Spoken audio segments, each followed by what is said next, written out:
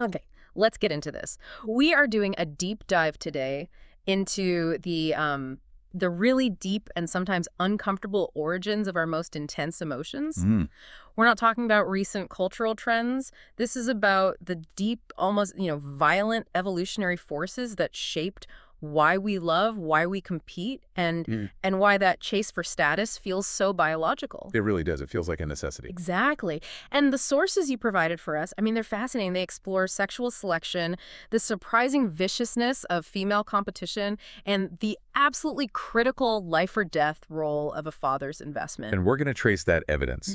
We're moving from modern hunter-gatherer tribes all the way to meticulous 19th century records and even looking at our primate cousins to see the contrast. Right. So our mission here for you, the listener, is to really pull out one big surprising insight. It's that so many of our modern behaviors, things that seem irrational like intense jealousy or the relentless chase for wealth, they are all driven by these ancient, very harsh survival calculations. They're not flaws then. Not at all. They're not flaws in our modern programming. Yeah. They're adaptations. They're features that were designed for a world that, for the most part, just doesn't exist anymore. And that's where we want to ground this in that feeling. Because what we inherited from our ancestors wasn't just, opposable thumbs. We inherited what the sources call ancient aches. I love that phrase, ancient aches. It's perfect, right? These deep, primal emotional settings that determine how we see power, how we measure status, what commitment even means to us on a biological level. And what we desperately need in a partner. Exactly. So let's start by setting the stakes, because you really need to understand just how high they were. Yeah, if you think of the modern dating world as a challenge, Yeah. just try to imagine navigating it when a wrong choice means your child has basically a coin flip's chance of even surviving. Yeah. We had to internalize that for our ancestors, romantic security wasn't just a feeling, it was physical security. To really get a grip on the stakes that forged these ancient aches, we have to start with the stark, just brutal reality of ancestral life. And we've got a perfect, if pretty painful modern example in the ache tribe of Paraguay. Mm-hmm. Their traditional life reflects a lot of those broad conditions from the Pleistocene. So they give us this powerful, quantifiable way to measure success, right? They do. When you look at their mortality data, what you see is an environment of just extreme difficulty. Even with everyone trying their best, one-third, a staggering 33% of all AIDS children die before they even reach the age of 15. 1 in 3. 1 in 3. That's the baseline. That's the threat that every single parent was facing. That number alone is just gut-wrenching. But it gets even more revealing, doesn't it, when you start to factor in whether or not a father's around? That's where it stops being just data. That's where it becomes this intense emotional calculation that our ancestors had to make. So what are the numbers? Okay. If a child is born among the Ach, and the father is present, he's investing in that family unit. The probability of that child dying before 15 is about 20%. Which is still incredibly high by our standards today. Oh, unbelievably high. Hmm. But in that ancestral context, that's a winning strategy. That's Yes. success. But what if there is no father? If that child is born and lacks a father, meaning there's no dedicated long-term paternal investment, no protection, that probability of death more than doubles. It skyrockets all the way up to 45%. 35. So you're going from a 1 in 5 chance of your child dying to nearly a 1 in 2 chance. That is a massive, massive evolutionary filter. It's a chasm. It's not a gap. It's a chasm. And we should look at how they're dying, because that tells us exactly what the father's role was designed to do. Right.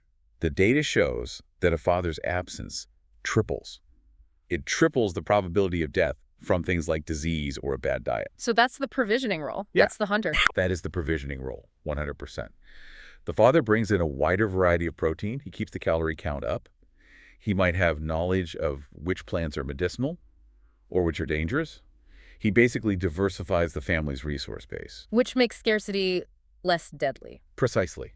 But it gets even darker when you consider the social risks. I was going to ask about that. It's not just about food. No. Father absence also doubles the chances of that child being murdered or sold into slavery. Wow. That's That's an incredible statement about the reality of resource competition. It is. This is the protection role. It's the social integration role. A father's presence is a signal, both to the community and to any rival groups, that this child is protected kin. Don't mess with us. Exactly. Without that defender, that family unit is just incredibly vulnerable to opportunistic predation. It could be direct violence, or it could be more subtle. Coercion within the tribe when food gets scarce. And as the sources point out, when resources fail and children are starving, that social cooperation can just evaporate. It breaks down fast. And those who are socially exposed, who don't have that protector, they're the ones who pay the highest price. And it is so important to stress, this isn't just about the A being some kind of unfortunate outlier. Not at all, no. The AIC data is really a window into the broad conditions of humanity for most of our history. When anthropologists look across all the hunter-gatherer societies we have records for, the child mortality rate, kids dying before they can reproduce, it ranged from 20% all the way up to a devastating 65%. Survival was never, ever a guarantee. And that historical context, that's the key, isn't it, to understanding our modern emotions. That's the synthesis point. Why do we feel this existential dread around commitment or partnership or loss? It's because for millions of years, love and commitment genuinely were a matter of life or death for your genetic future. That pressure created the hardware. It created the hardware. It created those ancient aches we're still feeling today. To make that urgency a bit more tangible, the sources use this really powerful analogy. They say a community facing deep scarcity, like a tribe in a famine, it's like the Titanic. It's the perfect metaphor for what they call the social bind. When the ship is stable, the pantry's full, everyone's safe, it feels collaborative. But when that ship starts to sink, when the resources fail... Then wealth, status, privilege. Yeah. That's what decides who gets a seat on a lifeboat. The lower decks are facing certain doom. So if the stakes are literal survival, why on earth would you choose a partner who's going to keep you on the lower decks? You wouldn't. The argument is that everyone, whether it's conscious or subconscious, wants to marry up. Mate choice stops being about finding a compatible dinner companion. Or someone who likes the same movies. Exactly. It becomes purely about selecting your child's life insurance policy. You're looking for a partner who has demonstrable, undeniable access to a guaranteed lifeboat. Whether that's social status or hunting skill or leadership. Whatever form it takes. When the difference in your choice of partner translates to a 25-point swing in your child's probability of death, from 20% to 45%, all the modern complexities just fall away. The calculation becomes pure survival. And that kind of existential threat. Well, it has to force an incredibly intense competition for those high-value partners, the ones with the lifeboats. It's the only logical outcome. So if the stakes are that high, if you're trying to secure a male who guarantees protection and resources for 15 straight years, it really begs a question. Just how intense did the competition for that male become? And to understand the human dynamic, the forces say we actually have to look at primates who don't do what we do. Right. We need a control group. A non-pair bonding species. Orangutans are a fantastic counterexample. Which is so surprising, right? Orangutan females, they do not show sexual jealousy. Not in the way we think of it. A male and female will mate, and then that's it. The male is immediately irrelevant to her survival or the baby's, so why waste energy fighting over him? Her priorities are completely different. If you see two female orangutans fighting, they are fighting over food, a high-value intrinsic resource that gives them an immediate caloric return. A banana has more value than a male's long-term presence. In her world, absolutely. His long-term presence provides zero nutritional benefit to the offspring, so competing for his bond would be a waste of precious energy. So for the female orangutan, the calculation is purely about genetics. Purely genetic quality. She wants the best sperm. So she lets the males go at it, fight amongst themselves, establish their dominance. And whoever comes out on top. The strongest, the most genetically viable male. He gets to share his superior genes widely throughout the female population. They're optimizing for genes, not for stability. It's the ultimate biological expression of, thanks for the genes, you can go now. Exactly. But here's the critical pivot. This is the thing that shaped human psychology. The emergence of the pair bond. Right. When pair bonds do exist, and we see them in lots of bird species, some mammals, and most importantly in humans, the entire competitive landscape just changes overnight. The whole mechanism shifts. If the male is now necessary for protection, for food, for knocking down that 45% mortality risk over 15 years, Well, the goal is no longer just securing the best sperm. The goal is securing his long-term loyalty, his resources, his commitment. And this is the moment, evolutionarily speaking, when female competition becomes vicious, as the sources put it. Vicious. Females start to compete intensely, not just to mate for a moment, but to secure those dedicated, high-investment, long-term bonds with the males who have the resources to get their kids off the sinking lower decks of that Titanic. And we see these striking, almost absurd echoes of this ancient drive popping up in the most modern symbolic rituals. I mean, think about the bridal bouquet Oh, toast. it's the perfect example. You have these highly educated modern women, bridesmaids dressed elegantly, who suddenly, the moment that symbol is thrown, they just devolve into this state of competitive frenzy. The sources describe them as willing to claw each other's faces or engage in aggressive body checking For a bunch of flowers. for a silly floral arrangement. Yeah. And what makes that example so powerful is a cognitive dissonance it just puts on full display. The intellectual part of your brain, your educated neocortex, knows that bouquet is a meaningless clump of flowers. It knows there is zero intrinsic value there. Zero. And it knows there's no real correlation to getting married next. Of course not. But the deeper ancient mechanism, it gets triggered instantly. The bouquet symbolizes securing a pair bond promise. It's a signal of commitment. And the drive to secure that signal and the resources that it implies, it just overrides all rational thought. The intensity of that symbolic little battle confirms that the underlying evolutionary pressure, what the sources almost jokingly call the catfight gene, is still incredibly potent. It is. It's still there. But I do want to pause here for a second and just address something. Isn't it a bit reductive, or maybe even a little patronizing, to boil down all these complex modern behaviors to just a catfight gene? I mean, surely there are cultural influences at play now that change things. That's a really fair challenge, and it's essential to clarify. We are not saying that culture doesn't exist. Of course it does. What we're saying is that culture is built on top of this foundational biological wiring. So the catfight gene isn't literally about fighting. No, it's the wiring that prioritizes access to committed, high-value male investment. Culture just dictates what the symbols are. Today it might be the bouquet or an expensive car or a job title. Those are the symbols that represent that ancient resource security. So the hardware is ancient, but the software gets updated. That's a great way to put it. And the fact that modern women who might intellectually reject these old structures, can still feel that visceral, aggressive, competitive surge when the symbol of the pair bond is dangled in front of them. That tells us the deep emotional circuitry is still running the show. The drive is the hardware. The bouquet is just the latest operating system update for a very, very old program. You got it. Okay, so if the modern ritual is just a shadow, we need to understand the fundamental biological necessity that made that original competition so vicious. What exactly was required of ancestral females that made a high-investment male so absolutely paramount? Well, you have to look at the immense, prolonged, and just biologically debilitating physical investment that was required of them. That's the source of the vulnerability and therefore the need. You mean pregnancy and childbirth? It starts there. Think about the reality of reproduction back in the Pleistocene.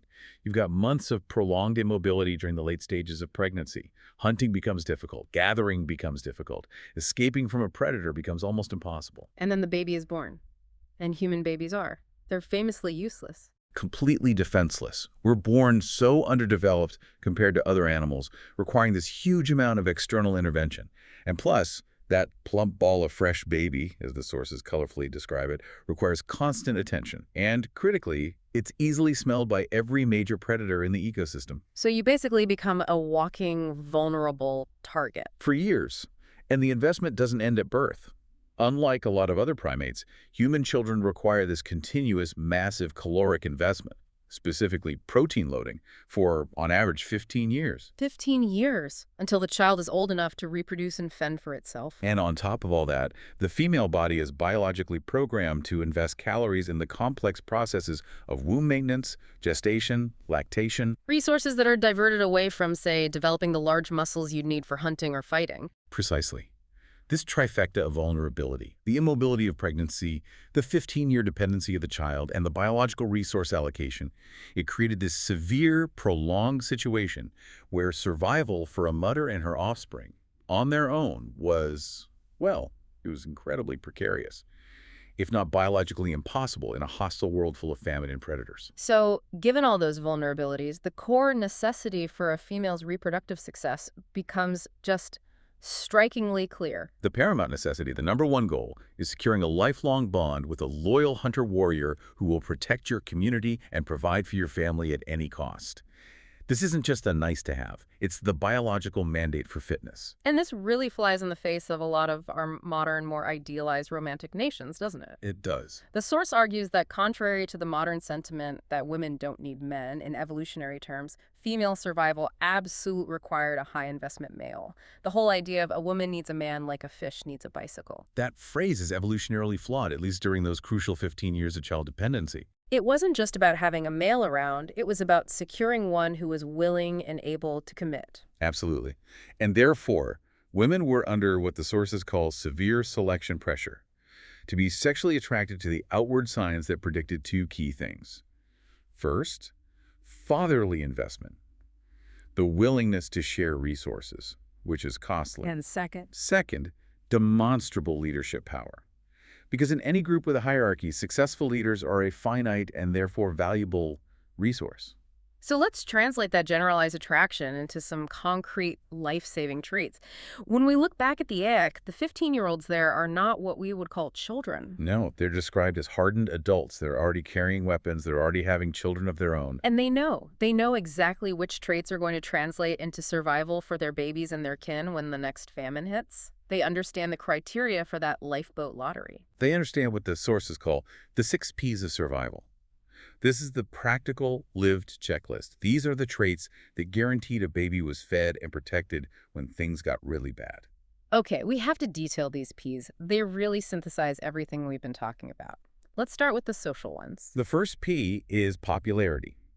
In a group-living species like us, being highly popular is direct social capital. It means you have allies who will share meat with you, who will protect your interests in a dispute, who will cooperate with you on a hunt. So popularity isn't just about being liked. It literally translates into a bigger, more secure support network for your kids. 100%. The second P is power. And this isn't necessarily just brute strength, it's influence. Power means you get access to the better hunting grounds, you get the primary share of the seasonal bounty, you have the ability to dictate group outcomes. And since high-status individuals are, by definition, limited, the competition for them is automatically intense. Right. Third is the formalized agreement, pair bonds. This is the contract. In the H context, this bond signals that the resource flow from that male, his energy, his protein, his protection, is dedicated specifically and primarily to this female and her offspring. It creates stability. Okay, what's the fourth? Fourth, and this one is crucial from the male's perspective, is paternity assurance. For a male to invest 15 years of costly provisioning into a child, evolution demanded that he have a very high degree of confidence that the kid was genetically his. This is the root of male sexual jealousy. It absolutely is. It's the drive for female exclusivity. It's the male side of that commitment calculation. Okay, that makes sense. Number 5. Number 5 is paternal investment itself. This is the action, the concrete, visible proof. It's him bringing home high-quality protein, sharing the hunt, building the shelter. It's the demonstration that he's prioritizing his kin over others. This is the insurance policy in practice. This is the action that closes that gap between a 20 and a 45% mortality rate. Exactly. And finally, the 6th P, protection of kin through the threat of violence. Survival often required active defense.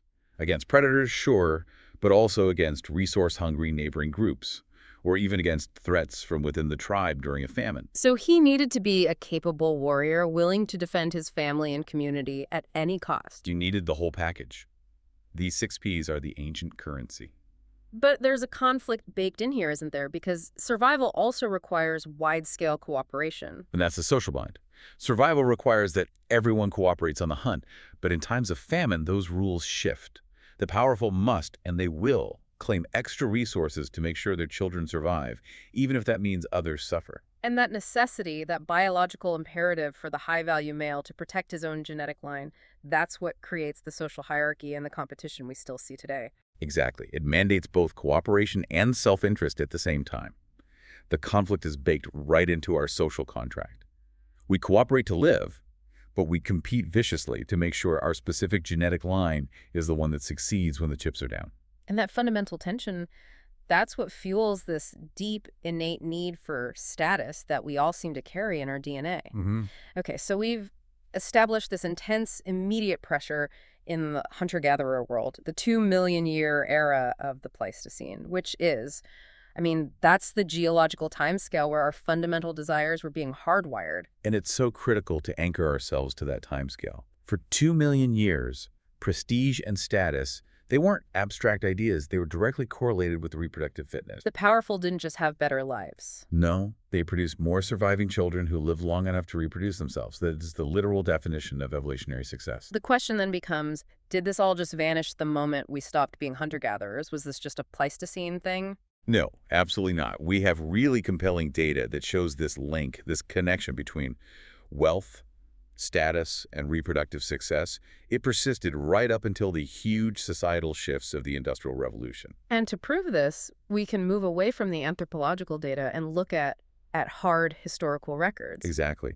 The sources point us to 19th century Swedish villages, and these are a scientific gold mine. Why is that? Because the Lutheran Church and the state bureaucracy there required them to keep incredible records. They recorded every birth date, every marriage, every person's occupation, and crucially, their land ownership and their relative wealth levels. So you can track families across generations and see who is succeeding. Precisely. And the anthropologist Bobby S. Lowe went through this vast trove of information. And her findings are just incredibly important because they confirm that even in these relatively stable agricultural villages, the ancient rules were still being strictly enforced by death and by birth rates. So what does she find specifically? Well, let's break it down. Lowe's research showed that the wealthier women, so women married to men with more land or more stable jobs, they consistently had approximately twice as many births at every single age compared to the same number of poor women living in the very same village. Twice as many. Think about the magnitude of that selection differential. For every single generation, the genes for things like ambition, resource acquisition, and the attraction to those traits, they were literally doubling their representation in the population compared to the genes of those who were less fortunate. And you have to remember, that's just fertility. That's just the number of births. That's a critical point. That data doesn't even account for the survival gap. Richer families had better access to quality food, better housing with better insulation, cleaner water. Probably better access to what passed for medical knowledge back then. Right. All of which profoundly impacted child survival, especially during, say, a tuberculosis outbreak or just a particularly harsh northern winter. So if the wealthier families are having twice as many kids to begin with, and those kids are also significantly more likely to survive past age 15, the selection pressure isn't just double, it's exponential. It is. And the same pattern held for the men. Richer men, because of their status and their ability to provide, had a much greater chance of remarrying if their first wife died. They could secure a second, often younger partner, and produce even more offspring across multiple partners in their lifetime. So wealth and status conferred this robust, undeniable reproductive advantage. It was what dictated who passed on their genes. So you have this generational selection pressure operating consistently Yeah. for millions of years in the Pleistocene, and then it continues in agricultural societies right up until about 150 years ago. The outcome seems pretty clear. The outcome is crystal clear. The less ambitious, the less socially connected, the less fortunate.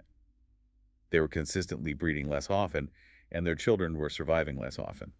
While the successful, the resourceful, the ambitious, the politically astute, they were consistently breeding more. So in every single generation, we were selecting for the genes that underpin resource accumulation, what the sources bluntly call the genes for greed and status grubbing. And critically, for our deep dive, we were also selecting for the sexual attraction to those traits. Our emotional compass became hardwired to chase security and status because for 99.9% of human history, that was the only safe bet for our children's survival. It's the ultimate evolutionary explanation for why we're so aspirational and for our dating preferences. It is. It validates that tongue-in-cheek analogy that, Robin Leach never hosted a show called Lifestyles of the Broken Obscure. Right. We are fundamentally biologically attracted to clear, potent signs of resource acquisition and social power because that was the only guaranteed route to a secure life for our offspring. Therefore, the core conclusion about status, it's not some modern vanity project. No, it is the furnace in which our species was forged. The cave woman who managed to secure a long-term bond with the most successful hunter or the most socially powerful male. She was the one who raised the most secure children. It was the winning strategy. And it dictated the direction of human desire. So, if status and paternal investment are these core, ancient, deep-seated needs, how do they manifest today in our very confusing, affluent, modern world? Well, we're still obsessed with symbols. And there is no better example of this enduring need for a high-cost signal of paternal investment than the diamond engagement ring. Absolutely. Intellectually, most of us understand the market mechanics of the diamond trade. A diamond is just compressed carbon. Its value is wildly inflated by cartel marketing. If all we cared about was the sparkle, a high-quality rhinestone would do the job just fine. It would suffice. But nobody gets down on one knee with a rhinestone. The cost is the point. Exactly. A woman doesn't love a diamond ring just because it's sparkly. She loves it because of what it symbolizes. It's a visible, costly, non-revocable promise of what the sources call nest invest. It speaks directly to that ancient survival need for a dedicated high-stakes commitment. The underlying evolutionary logic behind it is brutal and simple, isn't it? It's a high-cost signal. The rule is, if it ain't expensive, you ain't investing. The commitment needs to be costly enough that it deters short-term opportunism. If a man can just walk away easily with no financial consequence, he hasn't really made a serious commitment to the pair bond. He hasn't committed to provisioning the offspring. The diamond fulfills that ancient need for a clear, public, high-stakes signal of dedication. It does. Which brings us to the central paradox of our current romantic situation, what the sources call the Great Disconnect. A great disconnect. I like that. It's the fact that the entire environmental dynamic that drove the last 2 million years of our evolution has basically vanished in the last 150 years. You mean the Industrial Revolution, vaccines, sanitation, guaranteed food? All of it. These things completely threw the ancient correlation out of whack, as the sources put it. We no longer live in a world where not having a father means your child's mortality risk is 45%. Not even close. If you give a child a robust vaccine schedule, access to modern refrigeration, and guaranteed calories from a grocery store, the father's role, well, it's still psychologically and socially important, of course. But it's no longer the difference between a 20% chance of death and a 45% chance of death. Exactly. We have neutralized the existential threats that demanded all that intense competition. But, and this is the key, there's a lag. The environmental dynamics that created our emotions have changed profoundly, but the emotional hardware itself has not. We are emotional time travelers. That's good. We're running operating systems designed for the harsh reality of the Pleistocene, but we're trying to navigate a 21st century world where those threats have been largely neutralized. And this is why our emotional drives so often override our intellectual understanding. We see this disconnect perfectly in that final, powerful analogy when we go back to the bouquet toss and contrast it with modern intellectual thought. So an individual might intellectually embrace a modern, progressive ideology. They might believe the pair bond is an archaic, oppressive structure, or that women don't need a traditional provider. That's the sophisticated, educated neocortex speaking. Yeah. The neocortex knows the bouquet is a silly, meaningless symbol. But the deep ancient drive, the survival wiring that was selected for during millions of years of high child mortality, that gets triggered anyway. Despite the intellectual rejection of the idea, when that symbol of commitment is literally thrown in the air, the physical aggressive impulse to secure that promise of security just takes over. The intellectual thought just evaporates in the face of that ancient ache for survival assurance. And that internal conflict, knowing better but feeling compelled to act on these deep-seated drives anyway. That's maybe the most fascinating part of being a modern human. We're fighting ancient resource wars in comfortable, well-lit ballrooms. So if we pull back from all the specific details, the main takeaway from this deep dive is, it's really crystalline. Our most intense, romantic, and competitive behaviors, they're not modern constructs or temporary trends. They're inherited survival strategies. They are. They're designed to secure resources, protection, and long-term investment for offspring in an incredibly harsh environment. So what often looks like greed or vanity or superficiality in our world today, it's often just the manifestation of that intense, ancient selection pressure for security, the pressure that made the difference between a 20% and a 45% mortality rate. So we're left with a final provocative thought for you, the listener, to mull over. If our emotional wiring, that intense fear of rejection, the deep need for commitment, the immediate attraction to signs of power and stability, if it's all perfectly geared for survival in a world that fundamentally no longer exists? A world without vaccines, sanitation, or a guaranteed food supply. Then how much of our modern romantic and social conflict is simply an overreaction?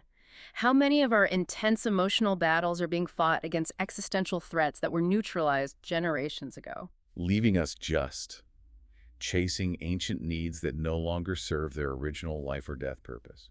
It's something to think about the next time you feel that powerful ancient impulse or the next time you see someone body checking for a bouquet.